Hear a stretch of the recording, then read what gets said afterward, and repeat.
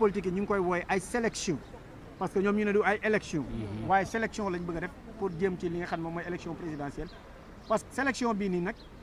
waxuma la buñ ko naree topp bu dee sélection la buñ ci deful lu baax comme dañuy yàgg di wax ni Sénégal mënul fal président folli président lañ mën est-ce que du ñu dem tombé ci nar a fal ki nga xam ne tam bii pas choix la par défaut. non mais cette fois-ci dafa am spécificité dafa am loo lu ci loo wax ba pare moom laa bëgg ñambaas tuuti rek laata may dellu si sa question da nga wax léegi ci gars yi lan moo tax il parle léegi dañuy préférer utiliser yeneen langue pour communauté internationale te mooy tax ma xam ni front bu bees bi gars yi créé dañoo xaw a muus man lu tax ñu muus Mimi Touré lan la doon liggéey laata muy ñëw Sénégal nekkoon ONU donc ñëpp xam nañ waaw ñëpp xam nañ ni c'est un fonctionnaire international donc réseau bi mu am ci à travers ci grandes instances yi nga xam ne ñoo nekk au niveau international dafa ngande donc bu fekkee jiital nañ ko sa voix porte à l'international même bu fekkee population sénégalaise bi joxuñu ko bopp trop amu fi ngandim base politique base de militants mais suñu waxantee dëgg au niveau international maanaam mën na son discours peut impacter te nit ñi mën na légitimer li ñuy wax que ni maanaam processus bi leerul jaarul yoon te moom xam na fi mu mën a jaar ba yeggale kàddu bi foofu léegi nag ñu dellu si waat ci maanaam question bi tey c'est que Sénégal dafa toll ci fi nga xam ni dafa xaw a doy waar maanaam nous sommes à la croisée des chemins c'est-à-dire que tey fii nii benn chance lañu am mooy follewuñ kenn bii ba élection présidentielle yi follewuñ kenn maanaam fal rek lañ mën ndax ki fi nekk en place bokkul waaw léegi nag tey bu fekkee sénégalais mënoon na folli mais bii pas fal lañ ko sant bii pas faluñu ko folli maanaam fal lañ ko sant même bu fekkee le pouvoir en place a un candidat son candidat ne représente pas quoi qu'on puisse dire il n'a pas un poids véritablement ci kii bi loolu luñ ci mën a wax maanaam coefficient personnel bi nga xam ni président Macky Sall am na ko sax gëw ma ni moom mën na koo am en tant que candidat aura boobu noonu amu ko donc lan lañ mën a wax mooy que ni bii pas sénégalais yi dañ nekk à la croisée des chemins te dañoo war a fal ñu ñëw jël kii dafa mel ne am na mandataire bu nga xam ne mooy génn ñu préparé ko xam naa ñu laaj kan la rek ba pare gëstu kan la waaye daal gëm naa ni ñëpp danoo war a bokk nan nu dimbali bàyyi ñëpp ñu bokk ñëpp danoo war nga rappelé ñu ci liste bi mandataire buy dafa mel ne am na waaw mandataire kan la est-ce que du ñaari voilà mi ngi noonu comme ni nga ko waxee gannaaw ba Pape Djibril Fall jàllee jamono ji ki ñu war a xaar mandataire am mooy le candidat Mamadou Lamine Diallo ndax moom mi ngi noonu ndax moo toppoon ci liste bi niki sànq ba léegi jàpp nañ ne que moom lañ doon saytu dossier am ñu xaarandi rek ana yan kàddu la mandataire am yëkkati mais gis nañ bu baax a baax mbégte ci seen kanam mën nañ jot aussi daal dinañ jàll waaye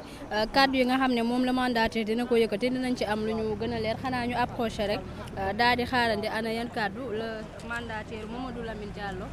fas yéene yëkkati. waaw ñu ngi daal di waxtaan entre ñoom di am li nga xam ne moom mooy sourire bu gudd sax ci kaw loolu mun nañ jàpp ni ki nga xam ne moom mooy Mamadou Lamine Diallo tekki bon xanaa moom mu confirmé ni mais am nañu njort ni moom jàll na li nga xam ne moom mooy passage bi. bu continuer li dinañ dem ci plus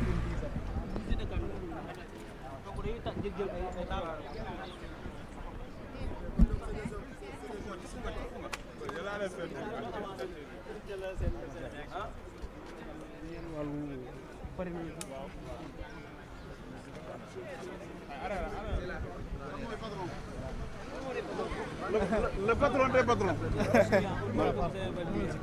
On dirait wóoruloo kon maa ngi bàyyi la question elle est mal posée nee na on dirait kon léegi comme wóoru ko man maa ngi non mais gis nañu sourire bu gudd bi. moo tax jàpp nañu ni xam ne mooy seen candidature. même pas moom mooy duggee nii voilà comme ça ñëpp ñu jël leen nga bëgg a ñëw sa loxo bi di ko nëb. moom si kanam ñoom ñooy yuuxu. les 4 heures c'est bon pour vous. neen leen 1 minute kon. 2 secondes waaw xaar leen ma vérifier waat sax mes chiffres là parce que il faut que je sois très certain de ce que je dis.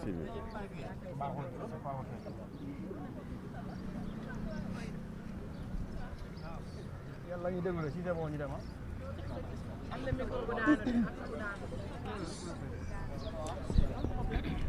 lan la wolof ou français wala benn yoon la dégg mu wolof du ci man.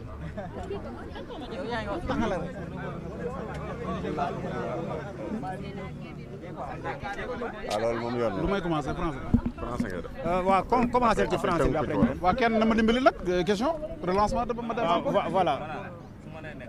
Alors allez-y question.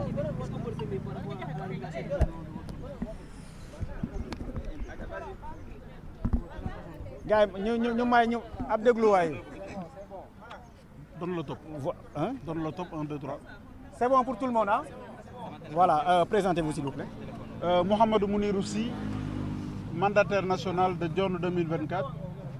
du candidat Mohamed Boun Abdallah John. Ah, ok. Donc, que peut-on retenir par rapport à votre résultat de parrainage? Est-ce que votre candidat est passé au second tour ou vous êtes recalé? Alhamdulillah Rabbil Alamin, on remercie le Seigneur, on remercie tous ceux qui ont été avec nous, qui ont prié. Et Alhamdulillah, leurs prières ont été exaucées. Et le candidat Mohamed Boun Abdallah John passe, on peut dire largement, avec 47 778 parrains sur les 44 231 qui étaient le minimum.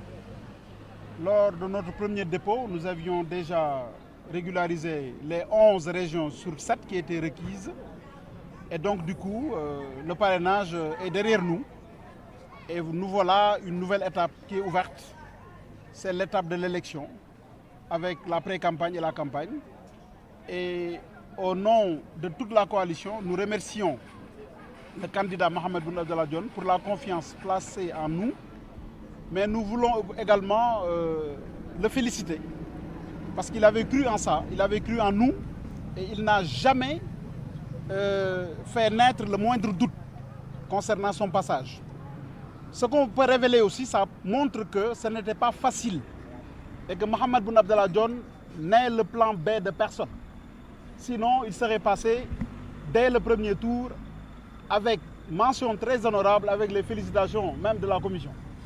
Mais on a vraiment trimé pour finalement avoir le résultat aujourd'hui qui n'était pas évident. Donc, encore une fois, c'est suite à un travail très sérieux, malgré les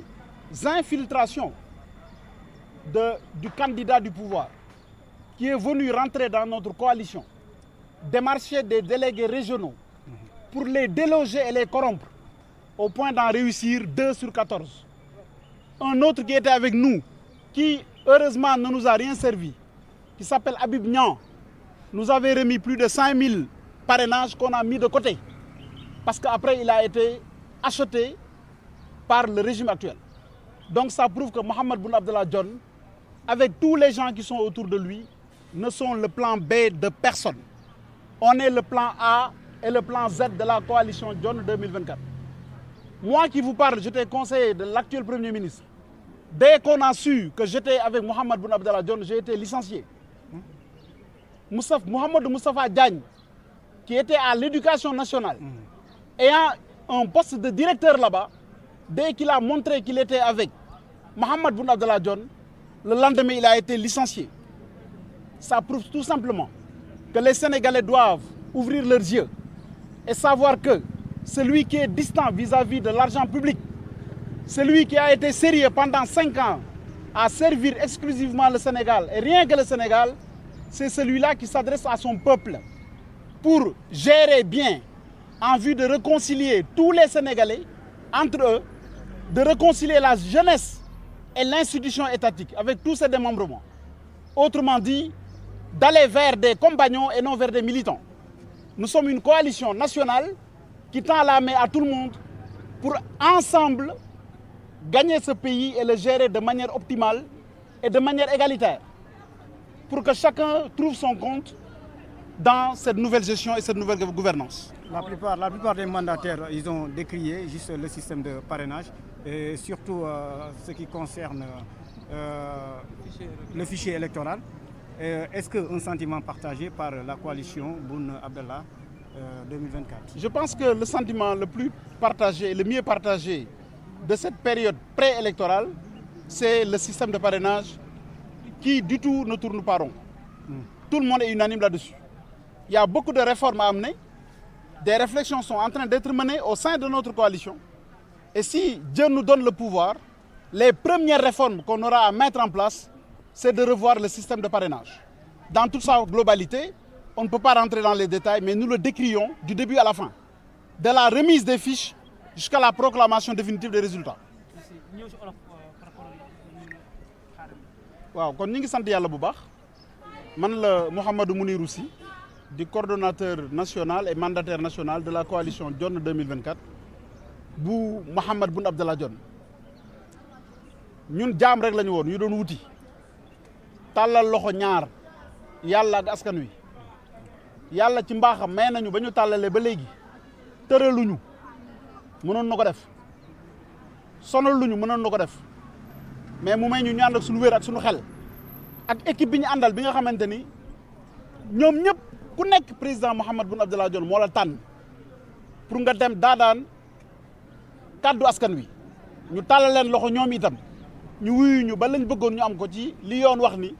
gën ngaa néew da nga ko war a am dem nañ ba romb loolu kon alhamdulilah rabbil alamin Mahammed Boun Abdallah Dionne dina bokk ci candidat yi nga xamante ni ñooy jongante élection yi ñu jëm ci 24 février 25 février 2024 mu nekk nag loo xamante ni day wane ni ñun kenn ngembuñu ci gannaaw am na ñuy ruumandaat di xalaat ni bu dul kii kaa la ñun duñu kii duñu kaa li koy firnde mooy bi ñu wootee sunu coalition bii dañoo ni woon du yegg day wax rek ñu dawal ay fan sondage yi wane ni candidat bi candidat bu sérieux la te bu ñu moytuwul dina indi problème ci ñi fi nekk ñu song sunu coalition dugg fa wax ak 14 directeurs délégués régionaux yëpp ba ci man mii di coordonnateur ba am yu ñu leen dig ci ay koppar yu takku ci ay poste yu wóor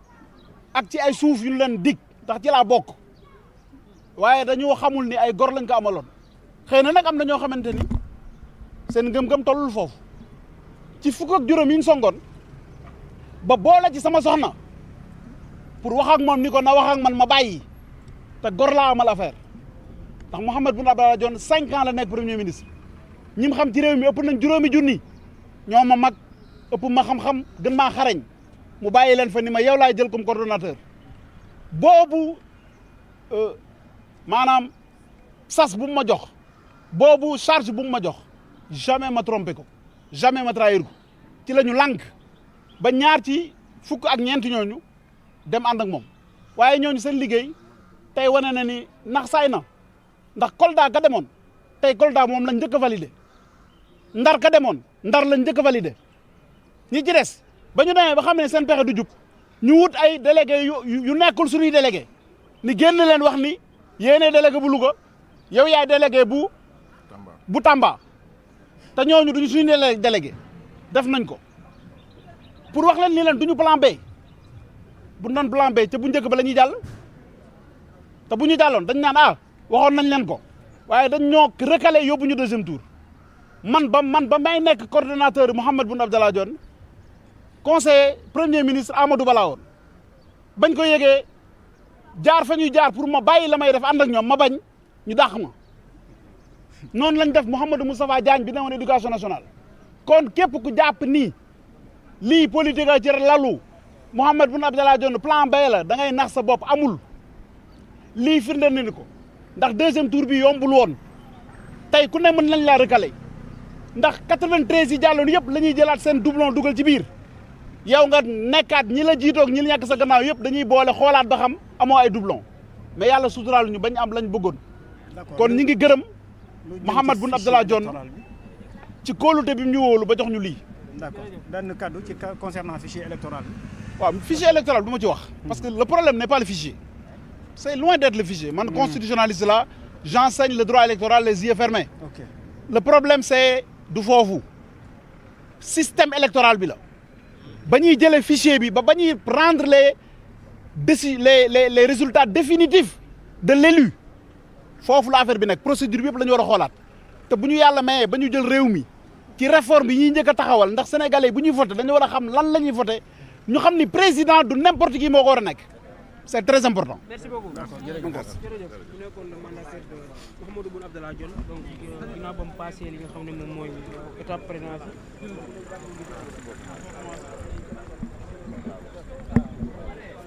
merci bien.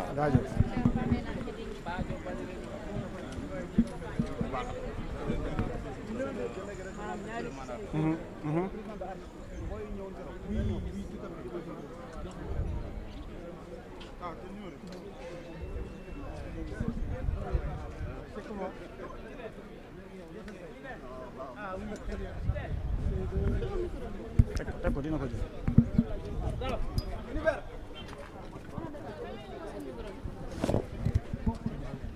ñoom nag daa mel dañoo demee nii parce que seen fiit bi fee la jóg seen kii yaa ngi ana bone kii bi li mooy sa micro. grand bone jàll ñëw na d'accord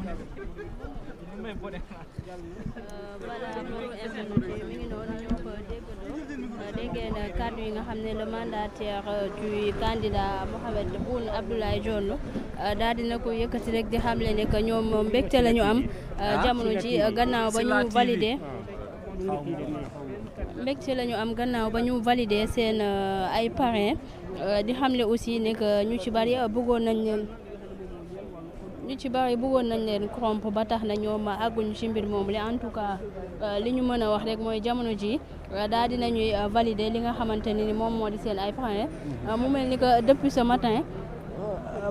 depuis ce matin bien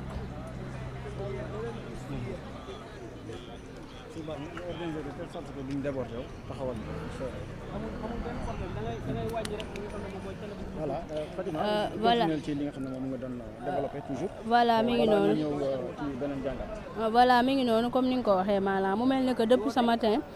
gis nañ ne que candidat yi fi jot a jaar yëpp mennum candidat lañ ci daal di invalider ay parrain muy le candidat maître El Hadji Diouf moom lañu daal di rejeté li nga xamante ne ni moom moo di ay parrain la à part moom gis nañ ne que Rose